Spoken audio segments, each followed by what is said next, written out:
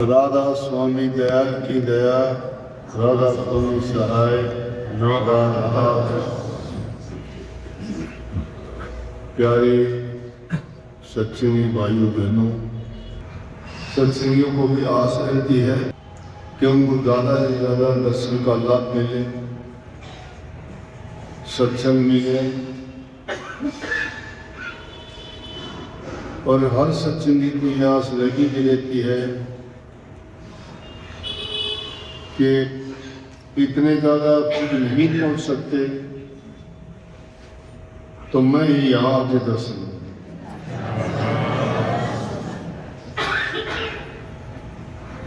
बहुत बड़ी बात है जो बात कही गई वाणी में, हम दर स्वीकारी आए सदगुरु तेरे दरबार में।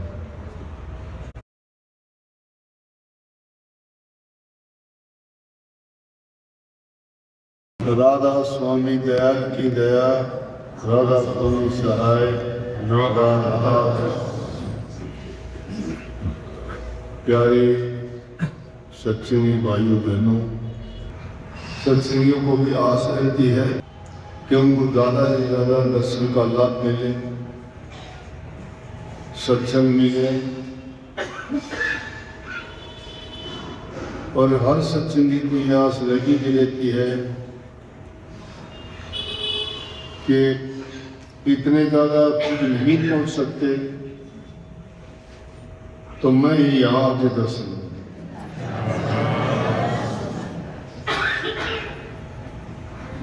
बहुत बड़ी बात है जो बात कही गई वाणी में,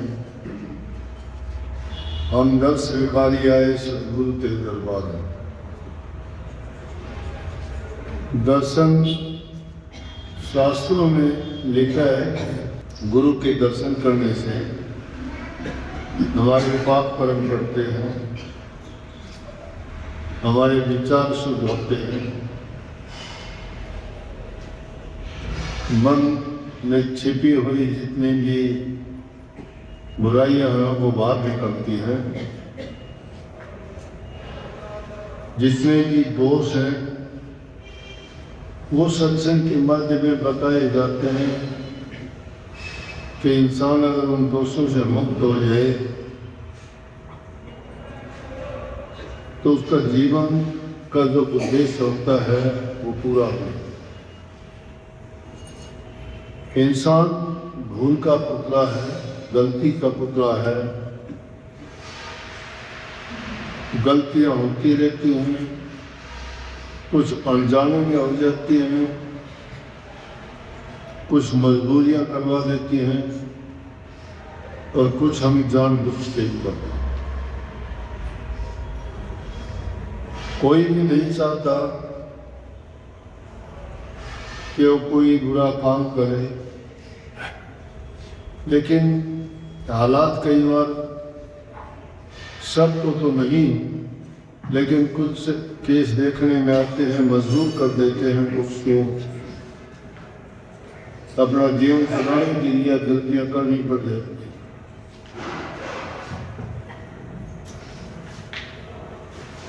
परंतु संतों के जब दरबार में जाते हैं, दर्शन का बहाना होता है। दर्शन का मतलब होता है कि वहाँ जो संतों द्वारा वचन फरमाए जाते हैं वो हमारे अज्ञान को, हमारे अंधेरे को दूर करते हैं। और जिन चीज़ों को हम मजबूरी समझ के करते हैं उन चीज़ों के बारे में भी बता देते हैं कि चाहे आदमी के पास साथ कितनी परेशानियाँ गुजरें, कितनी भी कठिनाइयाँ आएँ, उसको विचलित नहीं होना चाहिए। क्योंकि सत्संग से के माध्यम से ऐसे वचन फरमाए जाते हैं जीव को समझाने के लिए, उनको रास्ते पे लाने के लिए कि जो इंसान कर्म करता है उसका परिणाम उसको अवश्य भोगना पड़ता है।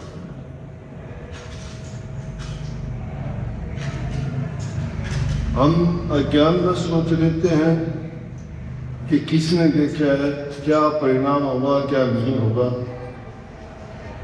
लेकिन कर्म की मार से कोई नहीं बच सकता।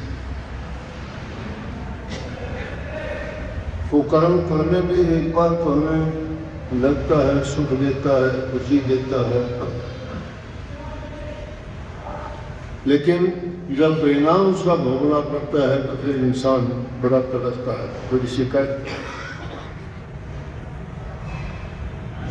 और जब इंसान को समझ आती है कि संतों के मिलने से, उनके दर्शन के करने से, उनके वचन के सुनने से उनका जीवन एकाएक बदल जाता है। जितने संत महापुरुष हुए हैं उनके जीवन में अगर देखोगे तो उनके साथ हर प्रकार के हालात गुजरे, दुख भी उनके पास आए लेकिन हंसते हुए बर्दाश्त कर,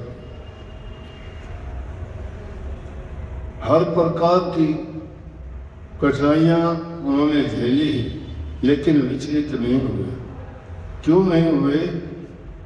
क्योंकि उनको इस चीज का ज्ञान था, मालिक ने उनको संसार में इसीलिए भेजा है कि वो जो दुखी जीव हैं उनको शिक्षा देके सही रास्ते पे लाएं और उनको खुद को भी उन ऐसे हालात से गुजार के उनको पक्के और निश्चल बना देते हैं कि जिससे वो कभी घबराते नहीं, प्रभु की आस्था में कभी डावाडोल नहीं होते। जिनका दृढ़ विश्वास मालिक में है, भक्ति करने में है, उसको धर्म कर्म कहते हैं। उसका कर्म धर्म से परिपूर्ण होता है। और धर्म क्या है? सच्चाई का, ईमानदारी का, छल कपट को त्याग के इंसान नेक काम जो करता है वो धर्म का है। धर्म का कोई नाम रखने से धर्म नहीं होगा। अनेकों धर्म में ही मजहब चले हुए हैं और सबसे अच्छी बात है कि सबके नियम भी बहुत अच्छे हैं, सबकी शिक्षाएं बहुत अच्छी हैं, हम उनको सुनते भी बहुत हैं, लेकिन परिवर्तन उतना नहीं आ पाता जितना कि उनको बताया और समझाया। और कई बार तो ऐसे हालात होते हैं कई लोगों के कि वो रात दिनों सत्संग में गुजारते हैं, कई कई वर्षों तक सत्संग में रहते हैं, खुद भी बड़ी वाणियों का पाठ करते हैं, लेकिन एकाएक क्या आता है कि वो इंसान एकदम रास्ता भटक जाता है। उसके दो ही बात हो सकते हैं, या तो सिर्फ वो बनावटी थे, उनके दिल में वो लगन, सच्चाई, श्रद्धा और विश्वास नहीं। एक बार जिसका दृढ़ विश्वास हो गया तो डगमगा नहीं सकता। इसीलिए जितने मैंने अभी कहा था कि संत महात्मा फकीर जितने हुए उनके साथ ऐसे हालात गुजरे। कबीर साहब को कितना कष्ट दिया, लोहे की जंजीरों में बंद गए, दरिया में डाल दिए। कलकत्ता साहब के साथ क्या हुआ, नानक साहब से जेल में चक्की पिछवाई, मेरा भाई को जहर दिया गया। इसी प्रकार जितने भी और संत हुए हैं, किसी न किसी रूप में उनके साथ ऐसी ऐसी बातें हुई, लेकिन वो डगमगाए नहीं। तो जो इंसान स्वार्थ लेके जाता है संतों के पास, उनका स्वार्थ पूरी हो जाएगी। जब स्वार्थ पूरा हो जाएगा तो वो छुट्टी करनी होनी है। इसका मतलब वो दर्श भिखारी नहीं थे, वो लालच के भिखारी, वो स्वार्थ के भिखारी थे। वो उनकी कोई कामना थी अपनी कामनाओं की पूर्ति के लिए जो जाते हैं, उनकी कामना पूरी हो जाती है तो भी वो छोड़ के चले जाएंगे, कामना पूरी नहीं होती तो भी वो चले जाएंगे। कामना पूरी तो हो गई तो कोई अच्छे गीत नहीं गाते, कामना पूरी नहीं हुई तो कहते जाते कि हमने देख लिया कुछ नहीं। कुछ क्यों नहीं, सब कुछ है, कुछ उनके दिल में नहीं। सकल पदार्थ है जगवाही कर्महीन दर पावत में। जो ये कहता है कुछ भी नहीं है तो समझो कि वो अपनी बात कहता, उसके दिल में कुछ नहीं। जो इंसान लेना चाहता है वो तो प्रकृति की हर जगह से अच्छे गुण चुन चुन के ले सकता है। जहां कहीं जाओगे हर चीज आपको संदेश देने के लिए तैयार है। फूलों से सीखो महकना, आपको महकना सिखा लेंगे। पहाड़ों से सीखो स्थिरता, समुद्र से सीखो गहराई, पृथ्वी माता से सीखो बर्दाश्त करना, धैर्य रखना, सहन करना। कितने लोग इसको खोद के पाटते हैं लेकिन ये कुछ नहीं करती इसके बदले में। समुद्र की कितनी गहराई है, कितना पानी कहाँ जाता है, क्या करते हैं, लेकिन उसमें कोई डामाडोल नहीं। पर्वत कभी हिलते डुलते नहीं है, शिथिलता का संदेश देते हैं। फूल महकते हुए खुशी देते कहते खुश रहो। हर चीज देने के लिए तैयार, फिर ये क्यों कहते हैं कि कुछ नहीं। कुछ नहीं का मतलब उन इंसानों के दिल में कुछ नहीं। मालिक ने इस संसार में सब कुछ बनाया है। प्रयास जो इंसान करता है, लगन की शक्ति होती है और वो पक्के इरादे से उस काम में लग जाता है तो कभी भी ना तो उसकी वो अपने काम से डामाडोल होता है, अपने उद्देश्य की पूर्ति कर रहे। यह एक छोटी कहानी सुनी कि कुएं के अंदर काफी मेंढक पड़े हुए थे। कुछ मेंढक ऊपर बैठे, उनमें से वो मेंढक ऊपर बाहर निकलने का प्रयास करते लेकिन वो वापिस गिर जाते। ऊपर वाले कहने लगे, अरे तुम क्यों प्रयास करते हो, गिर जाओगे और ज्यादा ऊंचाई से गिरेगी तो तुम मर भी जाओगे, खत्म हो जाओगे। ऐसा सोच के सब मेंढकों ने प्रयास करना छोड़ दिया, लेकिन एक मेंढक था, उसने प्रयास नहीं छोड़ा, उसे चढ़ना जारी रखा, ऊपर चढ़ता गया। नीचे वाले कहने लगे, अरे तो क्या करता है, हम अगर ऐसा आसान काम होता तो हम भी कर लेते, लेकिन हम नहीं कर पाए, आप भी गिर के मर जाओगे, आ जाओ नीचे, मत करो। ऊपर जो थे वो भी कहते हैं कि अरे भाई देखो कितने इन्होंने प्रयास किया था, सब के सब गिर के, किसी को चोट लगी, किसी के कुछ टूट गया, किसी का कोई अंग भंग हो गया, ये नहीं पहुंच पाए, आप क्या करते हो। लेकिन उसने किसी की नहीं सुनी और लगा रहा तो ऊपर पहुंच गया।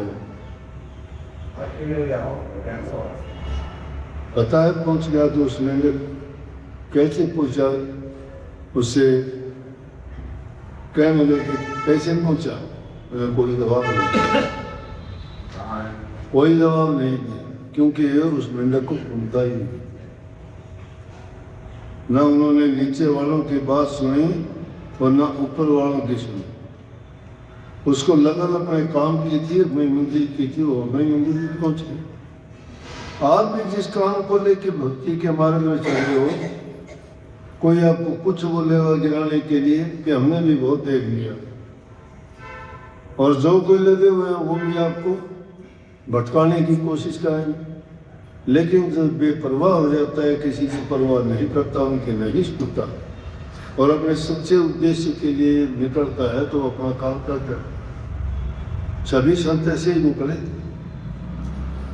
अपने हजूर महाराज जी की बात देखते हूँ, उनके पिताजी तक भी उनको नहीं चाहते थे भक्ति के मार्ग में जाएं।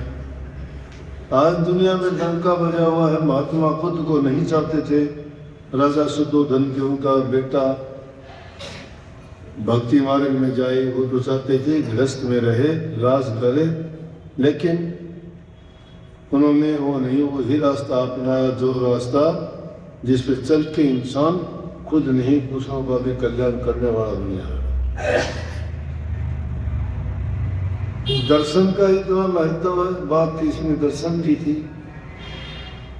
कि दर्शन किसी भी वस्तु के करोगे, जो भी उसके गुण दोष हैं, उसको देखने मात्र से, उनको याद करने से, उनके जैसे उसमें गुण हैं वो आपके दिल में गुंती हो आ जाएंगे। अगर किसी बुरे इंसान के दर्शन होते हैं तो आप कहोगे कि आज तो अच्छा दिन नहीं गुजरेगा कि यह दुष्ट आदमी के दर्शन है। अगर किसी नेक इंसान महात्मा के हो जाए तो आप कहोगे वाह, आज का तो दिन बन गया महापुरुषों के दर्शन होते। और महापुरुषों के दर्शन के जो लाभ ही लाभ है, पुराने जमाने की बात है कि जिस स्त्री का पति गुजर जाता था वो अपने पति के संग चिता में बैठ के सती हो जाती। ये सती प्रथा काफी हमारे देश में प्रचलित थी। तो कौन सी ऐसी ताकत थी जो उस औरत को जिंदा आग में बैठने के लिए इतनी ताकत देती थी कि वो घबराती नहीं।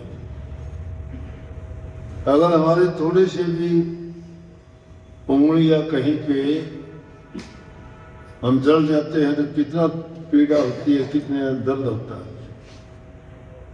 और जिंदा तो अग्नि में जल जाना बड़ा कठिन है।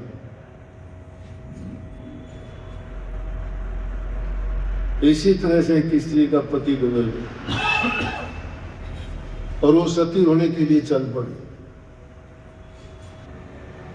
तो उस जमाने में सती होने का मतलब तो ऐसा था जैसे बारात में दूल्हा जाता है बारात लेके शादी करने की खुशी।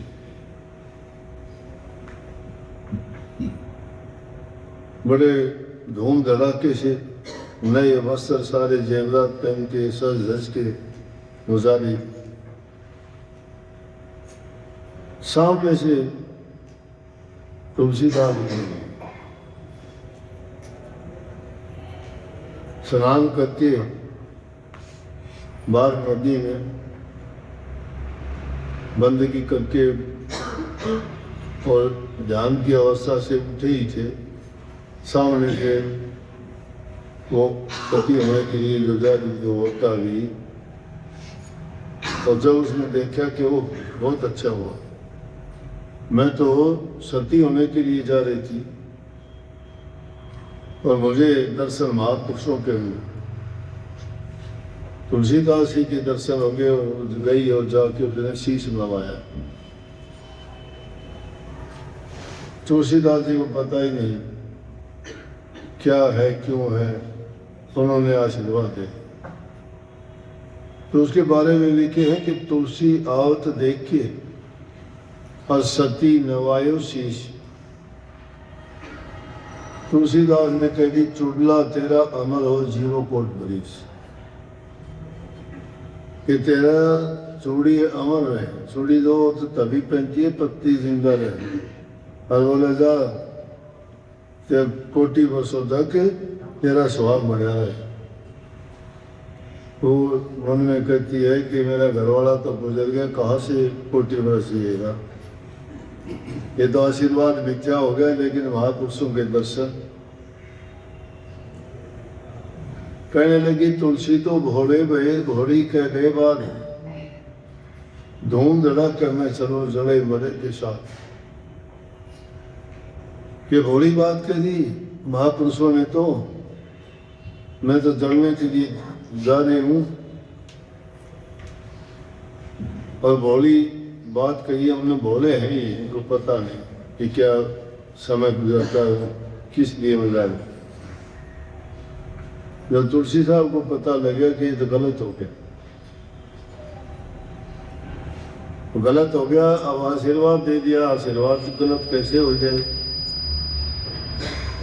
कहने लगे मुर्दे को लेके आओ भाई, ये बात है। मुर्दा ले आया, लेके आए, तुलसी साहब ने उसके सिर पर हाथ रखा मुर्दे के, और उन्होंने सिर पे हाथ रखे कहा कि प्रभु मेरे से गलती हो गई, भूल हो गई, और अब आप भी मेरी लाज रखो, जो कुछ करना हो करो, मैंने कह दी बात, मेरी गलती है।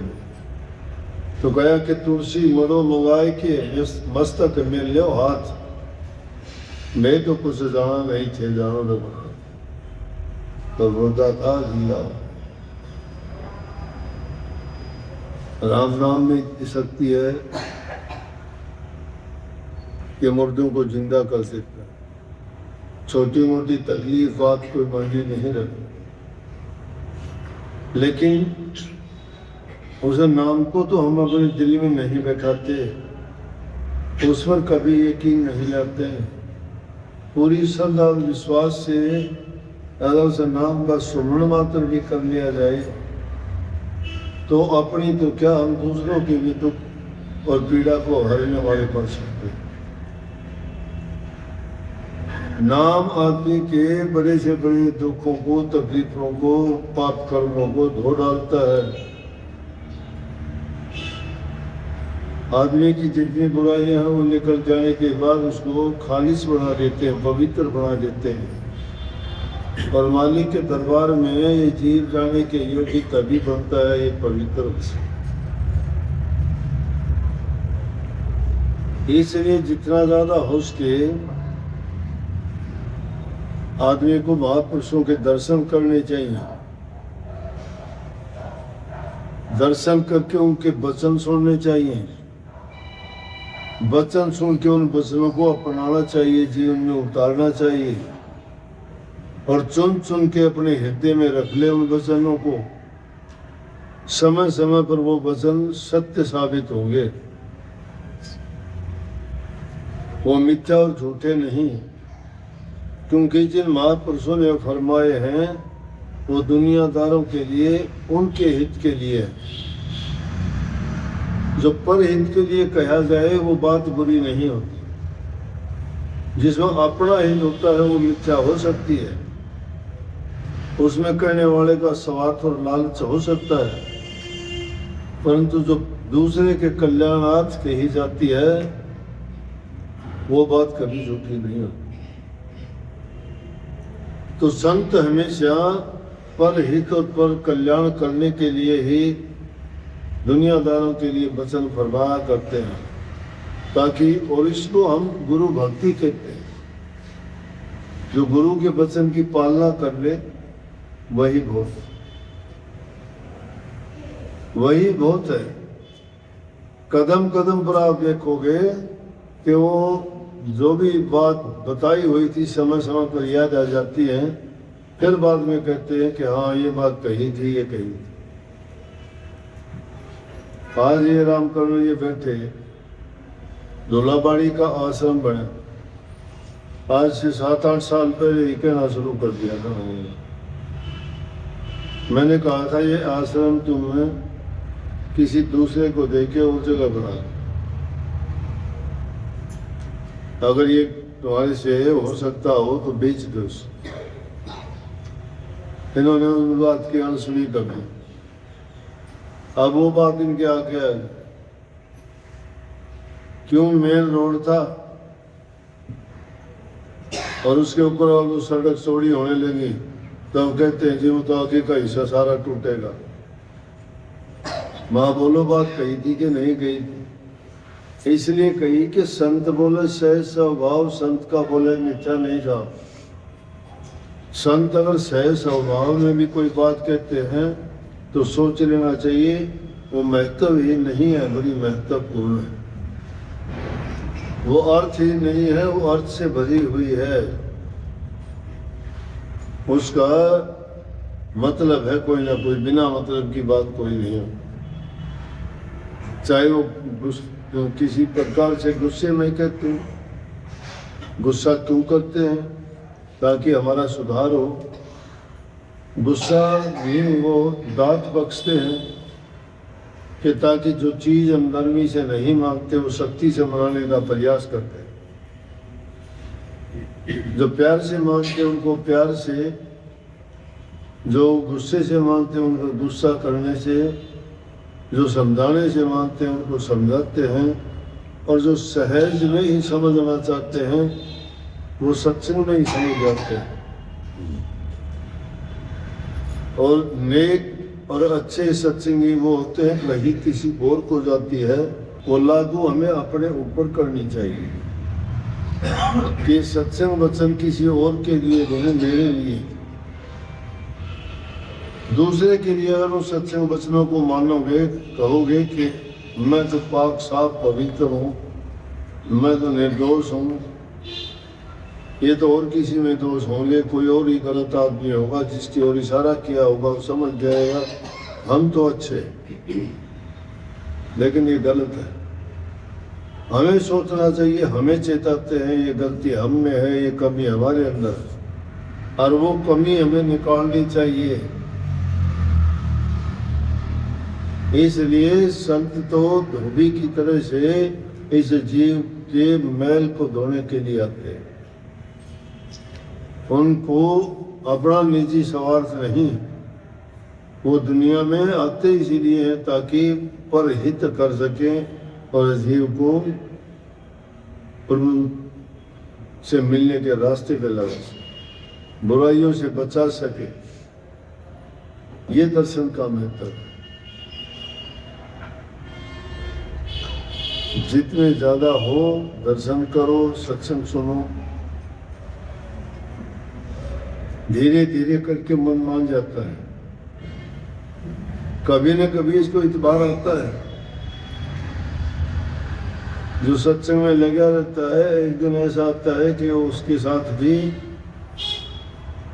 कोई घटना ऐसी होती है उसका यकीन दर्द करवा देता। तो कभी ये मत सोचो कि हमें कोई फायदा नहीं है या क्या मिलता है।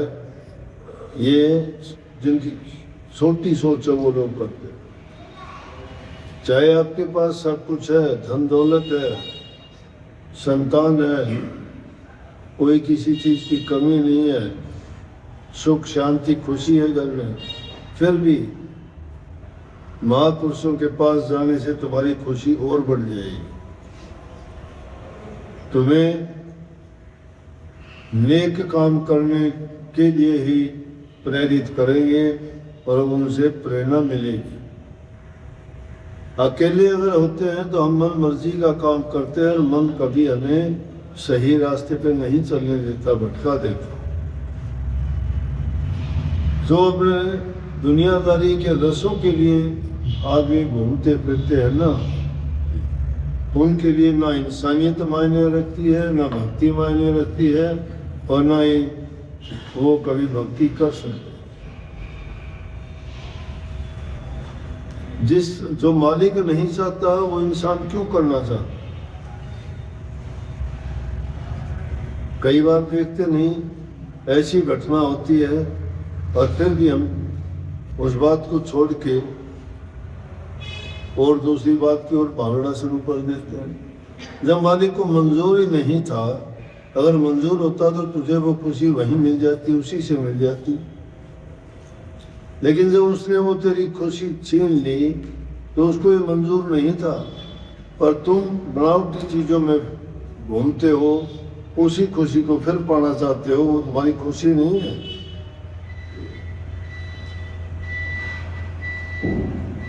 उससे तुम्हें खुशी नहीं मिलेगी। और जब तुम अपनी खुशी चाहते हो तो किसी न किसी को दुख देके ही खुशी देते हो। वो स्वार्थ होता है इंसान। इंसान के अंदर इंसानियत जिंदा रहनी चाहिए। प्यार करना सीखो, दूसरे की सहायता मदद करना सीखो। भिखारी बनने की कही ना, भिखारी दर्श के भिखारी हैं। भिखारी का मतलब ये होता है कि उसको कुछ भी कह लो, जब तक भीख नहीं दोगे तुम्हारे दरवाजे से नहीं जाता। ये भिखारियों की नहीं देखी, कई बार भिखारी भीख मांगने के लिए आता है, कुछ लोग भाषण देना शुरू कर देते हैं। ये लोग कमाते नहीं हैं, काम करने से जी चुराते हैं, मांगना करना सीख लिया, मेहनत नहीं करते, घर घर में मांगते फिरते हैं। लेकिन वो सब सुन के भी अनसुनी कर देता है, वो भिक्षा लेके ही जाता। दर से भिखारी का मतलब ये होता है जब दरबार में गए हो तो तुम्हारे साथ जो भी सख्ती कड़ाई या कोई भी बात होती है तो तुम भी अपनी नीति को ऐसा बना लो कि बिना मां से कुछ लिए मत ही। दर्श के लिए आए हो तो दर्शन का लाभ होता है। और जो सच्चे मन से दर्शन के लिए आता है तो उसके सारे कार्य पूरे होते हैं, क्योंकि वो एक विश्वास लेके आता है। विश्वास कभी नहीं टूटता किसी का भी। बेश्रद्धा कुछ नहीं मिलता। कहीं ना श्रद्धा करके कोई ले लो, बिन श्रद्धा न गए ना। याद नहीं लेना है, श्रद्धा करके कोई ले लो। जिनकी श्रद्धा नहीं होती है वो कुछ नहीं मिला करता।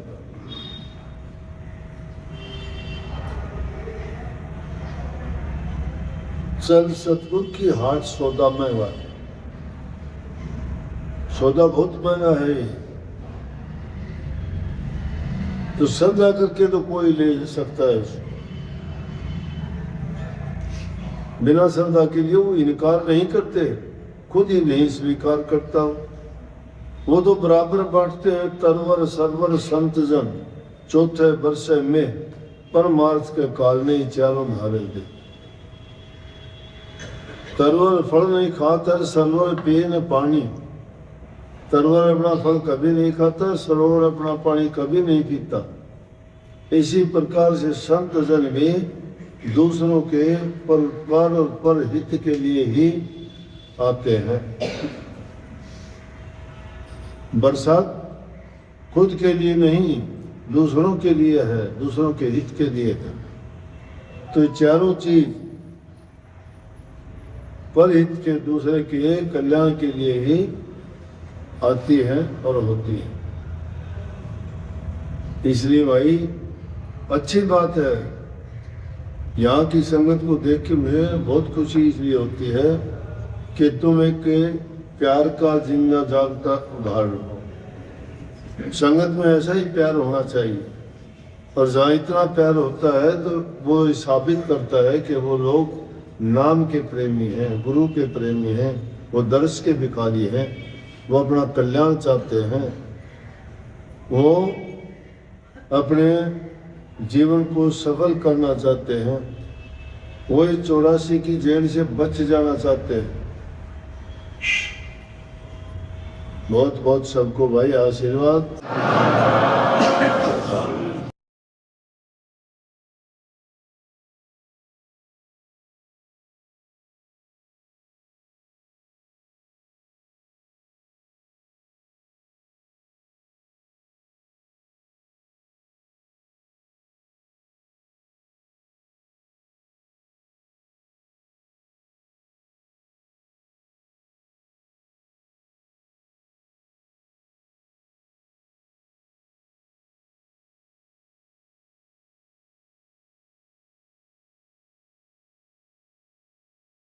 इसमें शब्द में बात कही गई कि सत्संग सा तीर्थ कोई नहीं। तीर्थ पर हम क्यों जाते हैं कि हमारी मान्यता है कि तीर्थों पर या तो किसी देवता की पूजा होती है या कोई न कोई महान